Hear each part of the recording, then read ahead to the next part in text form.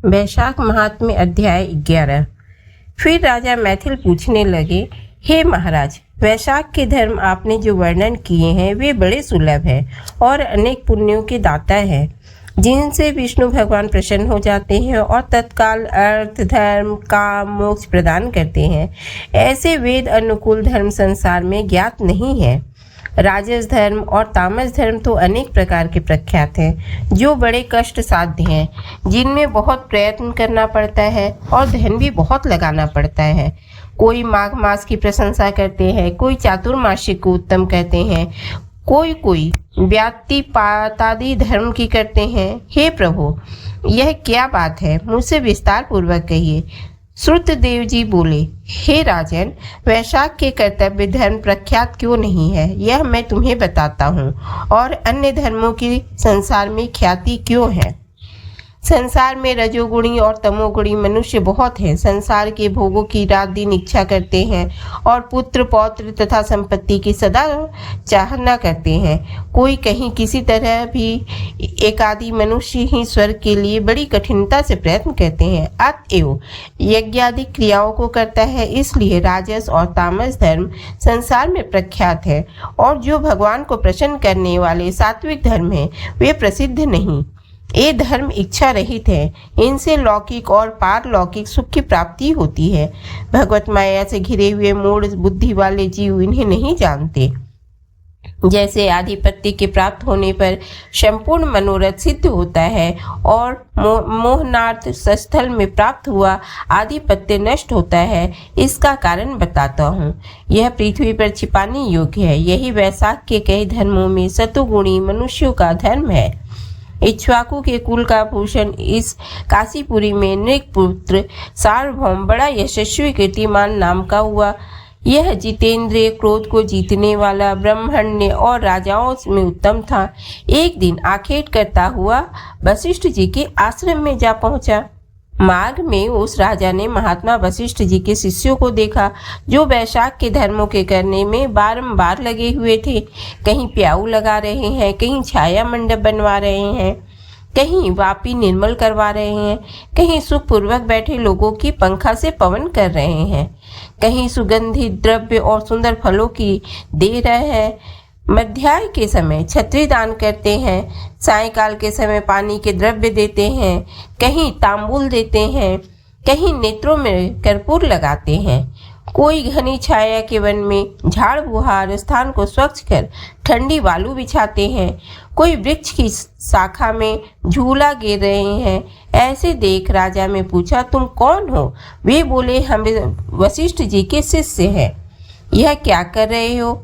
वे बोले, हम वैशाख में कर्तव्य धर्मों को करते हैं। इनके करने से धर्म, अर्थ, काम और मोक्ष मिलता है। यह सब हम वशिष्ठ जी की आज्ञा से कर रहे हैं। ऐसा जब राजा से कहा, तब राजा ने फिर पूछा, इन धर्मों के करने से क्या फल मिलता है और कौन से देवता प्रसन्न होते हैं? जैसा आपने सुनी हो वह सब कहो। यह सुन वे राजा से कहने लगे, हे राजन, हम अपने गुरु की आज्ञा से मार्ग में इन सत्कर्मों के करने में प्रवृत्त हो रहे हैं। हमें इतना अब अवकाश नहीं कि तुमसे सब बातें कहें। तुम गुरु के पास जाकर पूछो। वह महायशस्वी इन संपूर्ण धर्मों के तत्वों को जानते हैं। वशिष्ठ के शिष्यों की यह बात सुन राजा वहां से तत्काल चल दिया। वशिष्ठ जी का आश्रम पुण्य रूपी विद्या और योग का स्थान था। राजा को अपने में आया देख वशिष्ठ जी बड़े प्रसन्न हुए और सहचरों समेत महात्मा का अतिथि सत्कार किया। जब वह भली भांति बैठ गए, तब अत्यंत प्रफुल्लित चित्त से गुरु से पूछने लगे, हे गुरु, मैंने मार्ग में बड़ा आश्चर्य देखा कि आपने शिष्य बड़े शुभ कर्मों को करने में लगे हुए हैं, परंतु मैंने पूछा कि तुम क्या कर रहे हो, तब मुझको नहीं बतलाया और कहने लगे, हमको इस धर्म की प्रशंसा करने का अवकाश नहीं। हमें तो जैसे गुरु ने बताया है उस धर्म को करने में प्रवृत्त हो रहे हैं। गुरु के पास जाओ, इसलिए मैं आपके पास आया हूँ। मेरा मन आखेट में था, शरीर थक गया था, मैं आतिथ्य का इच्छा से आ रहा था। सो मार्ग में आपके शिष्यों को यह पुण्य कर्म करते देख तब हे मुनीश्वर, इन धर्मों के पूछने की मुझे बड़ी उत्कंठा हुई। हे प्रभु, आप सब जानते हैं और इन धर्मों को करते भी हैं। उन्हीं धर्मों को सुनने की मेरी अभिलाषा है। मैं आपका शिष्य हूँ, आपको नमस्कार करता हूँ। हे मुनीश्वर, मुझे बड़ी श्रद्धा है, आप मेरे सामने विस्तार पूर्वक कहिए। जब इक्ष्वाकु वंश के भूषण राजा ने पूछा, वशिष्ठ जी बड़े प्रसन्न हुए और कहने लगे, हे राजा, तेरी बुद्धि बड़ी सुंदर और सुशिक्षित है, जो विष्णु भगवान की कथा में और धर्मों के आचरण करने में ऐसी श्रद्धाओं से प्रवृत्त हुई है। ये तेरे पुण्य फलीभूत हो गए हैं। ऐसा कह हर्ष मुक्त वशिष्ठ जी राजा से कहने लगे, हे राजन, जो प्रश्न तुमने किया है उसका अब हम वर्णन करते हैं। इसके सुनने से ही सब पाप दूर हो जाते हैं। जो सब धर्मों को छोड़ विषयाक्त हो जाता है, वह भी यदि वैशाख में प्रातः काल स्नान करे तो वह मधुसूदन भगवान का प्यारा हो जाता है। जिसने सांगोपांग सब धर्म किए परंतु वैशाख का अनादर किया है, वह प्राणी चाहे कैसा ही स्नान, दान, अर्चन और पुण्य करे, हरि भगवान उससे दूर ही रहते हैं। जिसने वैशाख को बिना स्नान या दान दिए खो दिया, वह इसी कर्म से चांडाल होता है। इसमें कुछ भी विचार नहीं। वैशाख में बताए सर्वोत्कृष्ट धर्म द्वारा जिसने हरि भगवान का आराधना किया है, भगवान उसी से प्रसन्न होते हैं और उसकी अभिलाषा पूर्ण करते हैं। लक्ष्मीपति जगन्नाथ संपूर्ण पापों के नाश करने वाले थोड़े ही धर्म से प्रसन्न हो जाते हैं। बहुत परिश्रम और धन से नहीं होते। भक्ति पूर्वक विष्णु भगवान का पूजन सब कामनाओं को पूर्ण करता है। हे राजन, इसलिए मधुसूदन भगवान में सदा भक्ति करनी चाहिए। जगन्नाथ भगवान की जल से पूजा करने पर भी क्लेशहारी कहरी ऐसे प्रसन्न होते हैं जैसे प्यासा मनुष्य जल के मिलने से प्रसन्न होता है। बड़े बड़े कर्म करने से स्वल्प फल मिलता है और छोटे कर्मों से बड़े फल मिल जाते हैं। कर्मों के भूरी हेतु तत्व में महाकर्म और स्वल्प कर्म हेतु नहीं है, किंतु कर्म के स्वरूप ही कर्मों की बड़ी गहन गति है। वैशाख में जो धर्म कहे हैं उनमें परिश्रम भी थोड़ा होता है और द्रव्य भी बहुत व्यय नहीं होता, परंतु विष्णु भगवान के प्रसन्न करने का सुगम उपाय है। अतएव हे राजन, तुम जो वैशाख के धर्मों को न करे उसे दंड दो। इस प्रकार सब शास्त्रोक्त बातें बताकर पीछे वैशाखोक्त सब धर्म समझा दिए। सब धर्मों को सुनकर गुरु की भक्ति पूर्वक पूजा कर राजा अपने घर चला आया और सभी धर्म करने लगा। देव निरंजन केशव भगवान में बड़ी प्रीति करने लगा और पद्मनाभ देव भगवान के अतिरिक्त किसी को भी न देखता। फिर राजा ने हाथी पर ढोल रखवाकर अपने राज्य भर में सूचना कर दी कि 8 से 80 अवस्था के वृद्ध तक जो कोई मेष की संक्रांति में सूर्योदय से पहले स्नान न करेगा, उसे मैं दंड दूंगा और देश से निकाल दूंगा। पिता, पुत्र, भार्या या इष्ट मित्र कोई भी हो, जो वैशाखोक्त धर्मों का संपादन ना करेगा, उसको मैं चोर के समान समझूंगा। प्रातः काल सुंदर व जल में स्नान कर श्रेष्ठ ब्राह्मणों को दान दो और शक्ति के अनुसार प्याऊ लगाओ तथा अन्य धर्मों को करो। गांव गांव में एक एक धर्मोपदेशक ब्राह्मण नियुक्त कर दिया और 5-5 गांवों के ऊपर एक अधिकारी नियुक्त किया। ऐसे धर्महीनों को दंड कर देने के निमित्त 10,000 सवार नियत किए। ऐसे इस सार्वभौम राजा के शासन थे। यह धर्म वृक्ष सब देशों में विस्तार पूर्वक फैला दिया गया। जो मनुष्य प्रमाद में भी इस राजा के नगर में मर जाते थे, ये सीधे विष्णु लोक को चले जाते थे। अवश्य ही उनको वैकुंठ की प्राप्ति होती थी। जो कोई मेष की संक्रांति में प्रातः काल किसी बहाने से भी स्नान कर लेता है, वह संपूर्ण पापों से छूट विष्णु लोक को जाता है। वैशाख में एक बार भी स्नान करने से प्राणी यमलोक को नहीं जाता। उस सूर्यवंशी राजा ने यम के लेखों को मिटा दिया। बेचारे चित्रगुप्त को लिखने के लिए कुछ काम न रहा। विष्णु लोक को जाने वाले स्वकर्मस्थ मनुष्यों के जो कुछ पुराने पापों के लेख थे, वे भी सब दूर हो कर दिए तथा सभी पापी जीवों से नरक खाली हो गए तथा वैशाख के प्रभाव से नरक का मार्ग भग्न यान हो गया। संपूर्ण मनुष्य निर्मल रूप धारण करके विष्णु लोक जाने लगे। देवताओं के भी संपूर्ण लोक खाली हो गए। जब स्वर्ग और नरक सब शून्य हो गए तब नारद जी धर्मराज के पास जाकर बोले, हे राजन, नरक में पहले जैसे हाहाकार के शब्द सुनाई नहीं देते हैं और खोटे कर्म करने वालों की कुछ लिखा पढ़ी नहीं है। चित्रगुप्त हाथ पर हाथ रखे मुनि की भांति चुपचाप बैठे हैं। हे राजेंद्र, पाप कर्म करने वाले माया और दंभ से बड़े हुए पापी मनुष्य तेरे लोक में क्यों नहीं आते हैं?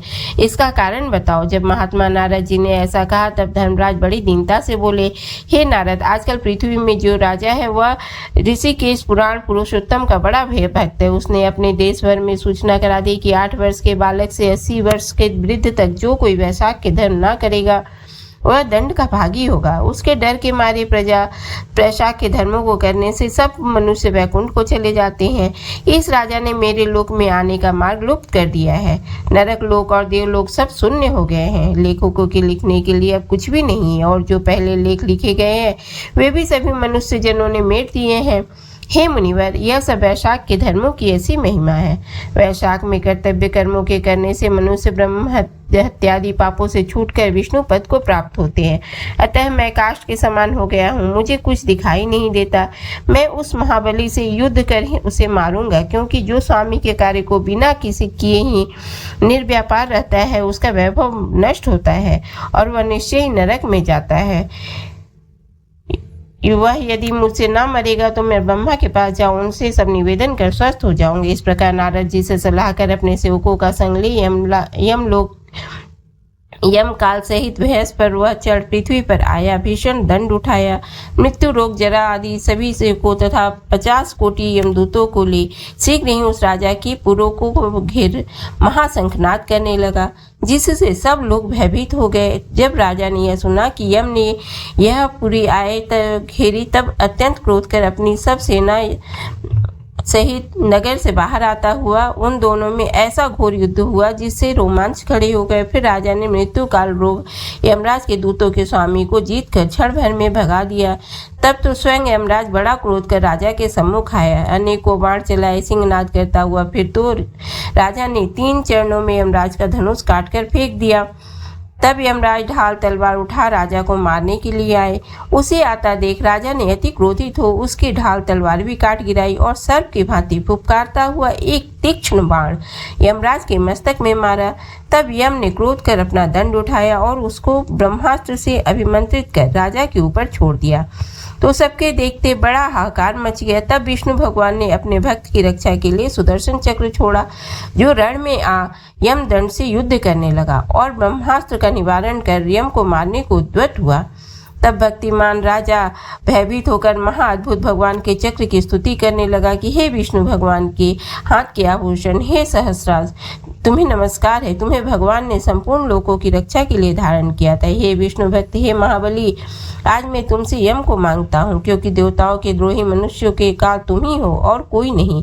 इस कारण हे जगतपति, इस यम की रक्षा करिए। जब सुदर्शन चक्र की राजा ने ऐसी स्तुति की तब चक्र यम को राजा के पास छोड़कर देवताओं के देखते देखते वैकुंठ को चला गया। तब यम बहुत उदास होकर ब्रह्मा जी के पास गया। ब्रह्मा जी के चारों ओर मूर्तामूर्त जन बैठे थे। ब्रह्मा जी देवताओं के आश्रय हैं, जगत की उत्पत्ति कारण है, संपूर्ण लोकों के पितामह हैं। उनके संपूर्ण लोकपाल और दिक्पाल उपासना कर रहे हैं। इतिहास और पुराण शरीर धारण कर खड़े हैं।